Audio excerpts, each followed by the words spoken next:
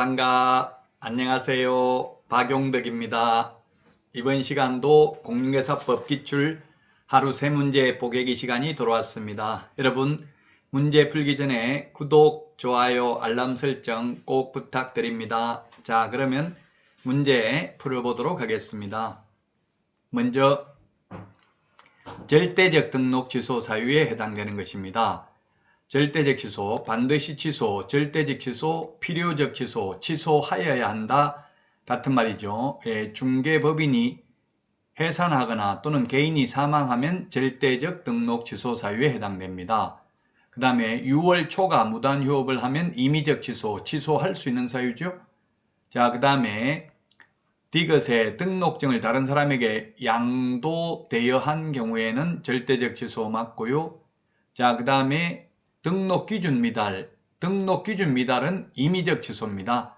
취소할 수 있는 사유에 해당됩니다. 직접 거래도 금지행위니까 등록을 취소할 수 있죠. 그 다음에 업무 정지기간 중에 이중소속이 되는 경우 등록을 취소하여야 합니다. 자, 그래서 1번이 정답인데 이렇게 행정처분이 시험에 2문제 정도는 평균 출제됩니다. 제가 그래서 절대적 취소를 해부, 결의, 소양 없이 이렇게 암기를 했습니다. 개인 사망, 법인 해산, 그 다음에 부정한 방법으로 등록, 그 다음에 결격 사유, 이중 등록, 이중 소속, 그 다음에 등록증 양도되어, 그 다음에 업무 정지 기간 중에 업무하는 것, 이 8가지가 절대적 등록 취소 사유에 해당됩니다. 그래서 행정처분 여러분들 꼭 이거 암기를 하셔야 되는 부분입니다. 절대적 취소, 상대적 취소, 취소할 수 있는 사유 이것을 암기해야만 되겠습니다. 자, 그러면은 해설을 보도록 할까요?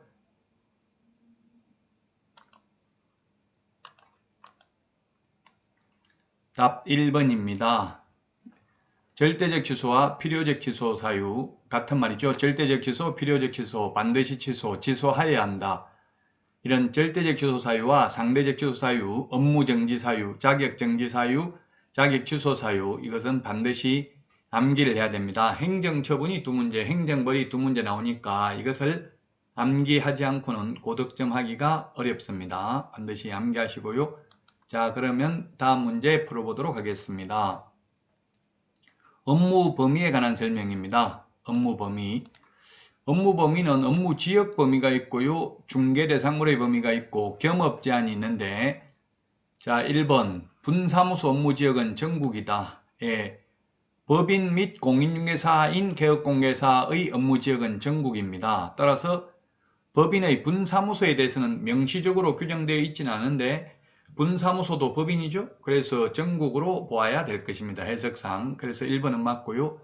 2번 특수법인. 특수법인이라고 하면 다른 법률의 규정에 의해서 중개업을 할 수 있는 법인을 특수법인이라고 합니다. 특별법에 의해서. 그래서 농업협동조합법에 의한 지역농협, 그 다음에 산업집적 활성화 및 공장 설립에 관한 법률에 따른 산업단지 관리기관, 산림조합법에 의한 지역산림조합, 그 다음에 한국자산관리공사법에 의한 한국자산관리공사가 특수법인입니다. 특별법에 의한.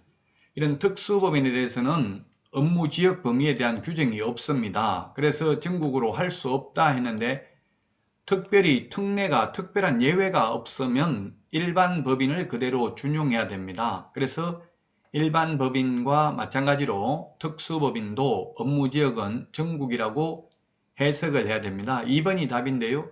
썩 바람직한 문제는 아니죠. 왜냐하면 지금 특수법인이 현실적으로 중개업을 하는 경우는 없거든요. 이론적으로만 존재할 뿐이고 지역농협이나 산업단지관리기관, 지역산림조합이 현실적으로 거의 중개업을 하고 있지는 않습니다. 자, 2번이 틀렸습니다. 특수법인도 특별히 예외가 없기 때문에 전국으로 보아야 됩니다. 다만 특수법인에 대한 예외가 뭐가 있습니까? 특수법인은 등록 기준은 적용하지 않죠. 그래서 특수법인은 공인중개사가 한 명도 없어도 됩니다. 그리고 특수법인은 분사무소 책임자가 공인중개사일 필요도 없습니다. 따라서 특수법인은 자격증 있는 사람이 한 명도 없어도 됩니다. 그러나 특수법인도 원칙적으로는 등록을 해야 됩니다. 중개업을 하려면. 그러나 특별법에 공인중개사법 제9조를 배제한다는 규정이 있으면 등록을 안 해도 됩니다. 따라서 지역농협, 산업단지관리기관, 지역산림조합은 특별법에서 그 법에서 공인중개사법 제9조를 배제한다는 규정이 있기 때문에 등록도 하지 않아도 됩니다. 그러나 한국자산관리공사는 등록은 해야 됩니다. 등록은 해야 되지만 등록 기준을 적용받지 않기 때문에 공인중개사 자격증이 있는 사람이 한 명도 없어도 상관이 없습니다. 캠코 한국자산관리공사의 경우. 자, 2번이 정답이고요. 3번 법 7638호 부칙 제6조 2항의 규정에 의해서 등록을 한 것으로 보는 자. 옛날에 자격증 없이 복덕방을 하다가 지금도 계속해서 중개업을 하고 있는 분들 있죠. 옛날에는 중개인이라고 불렀는데요. 이런 소위 부칙개공, 이분들 업무지역은 중개사무소가 소지하는 특별시, 광역시, 도 관할구역 안에 있는 중개사물에 한하여 중개행위를 할 수 있습니다. 물론 이런 소위 중개인들도 부동산 거래 정보망에 가입하고 가입한 정보망을 이용하여 중개행위를 하는 경우에는 그 정보망에 공개되어 있는 물건에 한하여 업무지역 바깥에 있는 것도 가능합니다. 정보망을 이용하여 중개행위를 하는 경우. 따라서 줄여서 부칙개공, 시험에는 부칙개공, 중개인 이렇게는 나오지 않겠죠? 시험에 나온다면 법 7638호 부칙개업공개사 또는 부칙에 의해서 등록을 한 것으로 보는 자 이렇게 나올 수 있습니다. 자, 3번은 맞습니다. 원칙 시도입니다. 4번 법인인 개업공개사는 상업용 건축물 및 주택의 분양 대행은 할 수 있습니다. 분양업은 안 되고요. 분양 대행업을 할 수 있습니다. 상업용 건축물이나 주택 분양 대행업만 할 수 있죠. 농업용 건축물, 공업용 건축물 분양 대행 할 수 없습니다. 법 제14조 겸업 제한이 중요하죠. 업무 범위 중에서는. 5번 현행 공인중개사 법령상 중개 대상물의 범위는 개업공개사의 종별에 따라 차이가 없다.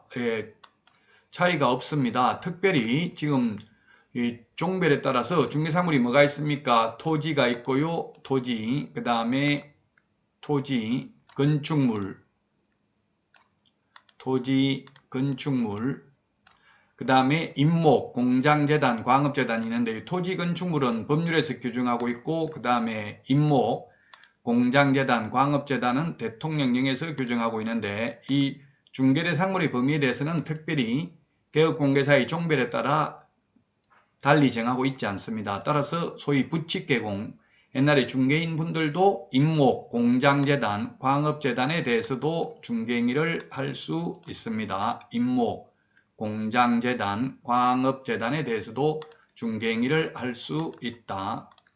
따라서 종별에 따른 차이는 없습니다. 따라서 2번이 답이 되겠습니다. 특수법인은 특별히 규정이 없기 때문에 업무지역 범위는 전국으로 보아야 할 것입니다. 답은 2번이 되겠고요. 그러면 다음 문제 살펴보도록 하겠습니다. 자, 중개보수 계산하는 것인데요. 중개보수 계산하는 것도 시험에 한 문제 출제가 됐죠. 개업공개사가 매매대금 1억 5천만 원입니다. 1억 5천만 원 아파트 거래계약을 중개하였다. 매매계약이죠. 거래 당사자로부터 받을 수 있는 총액입니다. 총액이면 우리나라는 중개보수를 거래 당사자, 쌍방으로부터 각각 받습니다. 각각. 유럽이나 미국, 캐나다, 호주, 뉴질랜드 이런 나라들은 매도인, 임대인한테만 받습니다. 중개보수를. 근데 우리나라는 쌍방으로부터 각각 받습니다. 그래서 계산된 금액에다가 곱하기 2를 해야 되죠. 자, 매매 교환의 경우 거래대금 5천만 원 이상 2억 미만인 경우 이 기출문제가 나올 때만 해도 우리나라의 집값이 거의 2억 미만이었어요. 대부분. 그래서 1억 5천이잖아요. 집값이.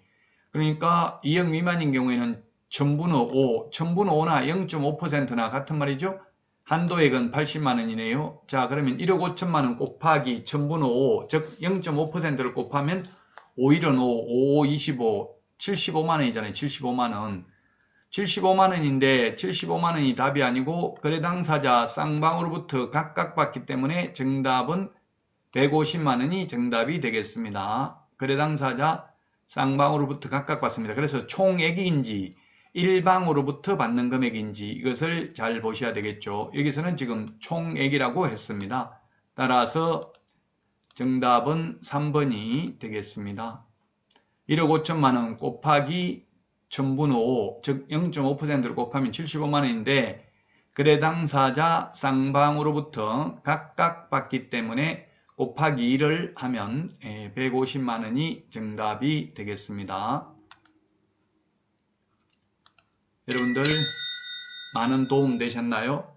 도움 되셨다면 구독, 좋아요, 알람 설정 꼭 부탁드리겠습니다. 그러면 다음 시간에 다시 찾아뵙도록 하겠습니다. 여러분 고생 많으셨습니다. 안녕히 계십시오. 안녕.